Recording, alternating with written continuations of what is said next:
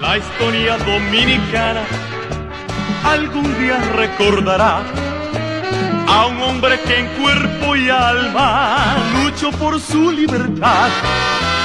Era un simple hombre de campo, un experto tirador. Se llamaba Enrique Blanco y fue todo ejemplo de audacia y valor. Enrique Blanco fue un célebre desertor militar, considerado como el dominicano más buscado en la era de Trujillo. Rafael Enrique Blanco Sosa nació el 14 de enero de 1907 en la sección Don Pedro de Peña, en Tamboril, Santiago.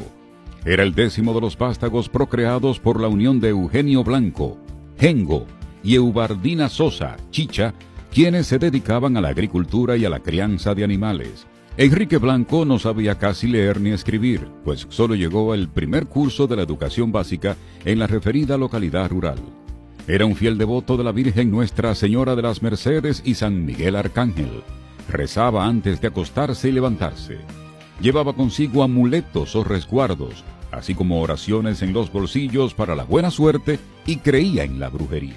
Era un personaje de la historia dominicana con ciertas particularidades, con cierto perfil atípico. Era un hombre humilde, era rebelde. A Trujillo no se le podía hacer rebelde, él lo fue, y la gente no entendió eso, siendo un hombre militar de baja categoría, de bajo mando, y la gente no entendió por qué él fue capaz de enfrentar al poder.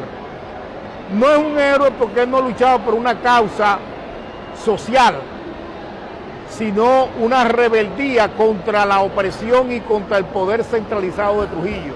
A los 19 años ingresa al Ejército Nacional en 1926 durante el gobierno del general Horacio Vázquez.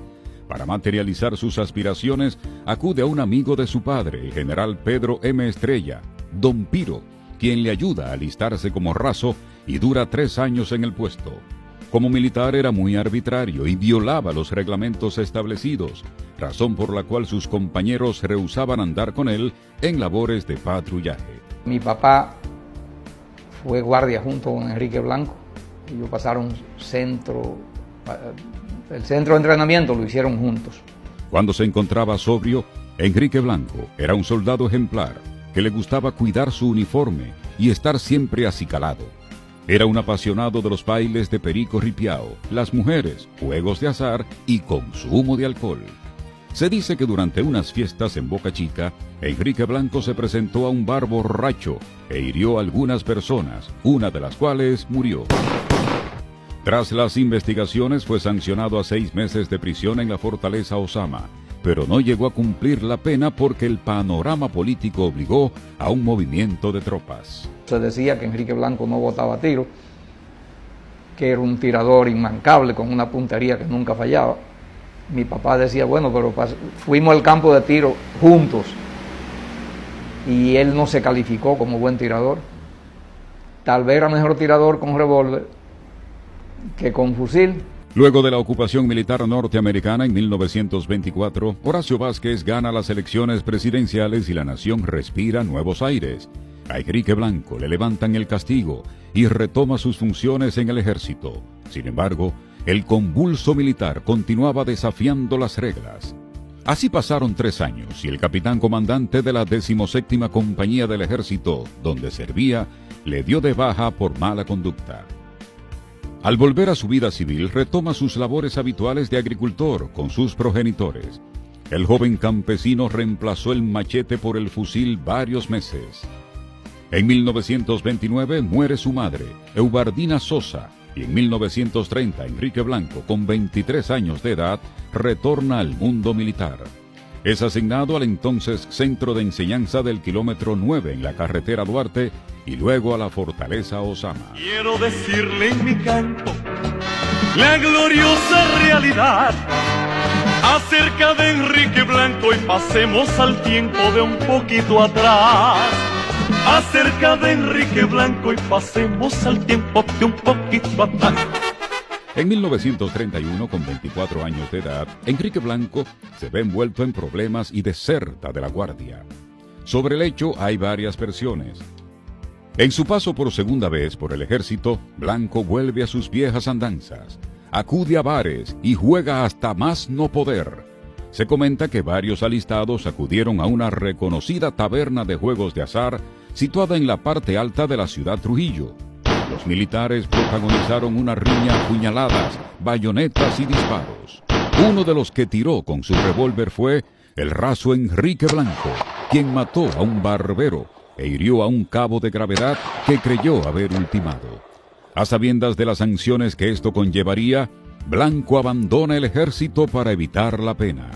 Otra versión dice que desertó luego de que un grupo de oficiales y soldados intentara apresarlo por su alegada vinculación con opositores al régimen, que planificaban un complot contra Trujillo en la fortaleza Osama, y que al ser descubierta la trama apresan y desaparecen a sus compañeros de armas. Él fue apresado en un bar de Ciudad Nueva, pero logró huir de sus captores, llevándose su arma de reglamento. Otro relato destaca que Blanco se había sentido molesto por el ascenso de rango de un compañero, de cabo a sargento, y, según él, se hizo en franca violación al escalafón militar. Protestó a su superior, le disparó con su fusil y se llevó el arma. Que él creó una habilidad por encima de la preparación militar de los demás, lo que le dio esa supremacía. Lo que yo entiendo que es parte de la fábula, porque fuerzas militares, como era el ejército del tirano, tenían una preparación extraordinaria. Lo que parece ser que los propios militares, que muchas veces tienen un código no publicado, no lo iban a ejecutar y muchas veces lo dejaban escapar. Al ser buscado por las autoridades, Enrique Blanco se refugia en las montañas del Cibao, donde se mantuvo por largo tiempo resistiendo la persecución de las tropas del ejército. Al humilde campesino se le atribuyeron múltiples delitos contra personas ligadas al régimen trujillista, al punto de catalogarlo como peligroso delincuente, que habría matado a individuos que afectaban sus intereses o defensores del tirano. Al menos 3 narradores hablan sobre la vida e infortunios de Enrique Blanco. Luis Arseno Rodríguez, con sus libros Cuentos de Enrique Blanco y Enrique Blanco, Héroe o Forajido, 1985, y Livio Amaury Matos, Enrique Blanco, el rebelde invencible. La leyenda del guerrillero cibaeño, a quien también le apodaban Quique, sirve de argumento al cuento de Juan Bosch, La Verdad, incluido en el volumen Cuentos escritos antes del exilio. Fue odiado y querido. Unos lo veían como un valiente hombre que se oponía a Trujillo. Otros lo consideraban un bandido, asesino y criminal que mantuvo en zozobra al país durante más de 5 años. Cuenta la gente de ese entonces que tenía la habilidad de escabullirse de sus persecutores. Dicen que se convertía en animal y que le quitó la vida al brujo haitiano que le arregló el resguardo por decirle que a partir de ese momento solo Dios o él podían matarlo. Está ligado un poco a la construcción del imaginario que agrega creencias, religiones e inventos para crear un cuadro y crear mucho mayor fantasía, mucho mayor curiosidad y mucho mayor impacto explicando al personaje, porque se decía que él tenía un bacá, que él tenía, que había sido llevado a Haití, que se le hizo un trabajo para protegerlo, o que tenía un amuleto, que ya todos esos son elementos de la religiosidad popular dominicana. El mítico soldado habría quitado del medio a compañeros de armas, alcaldes pedáneos y todo aquel que se cruzara por su camino. Enrique Blanco disparó su revólver, mató al sargento e hirió a un soldado que le llamaban Tulín Núñez, según lo que yo he leído. Entonces, después que mató al sargento, en medio de aquel terror, parece que el gobierno dijo, bueno, ya esto hay que ponerle fin.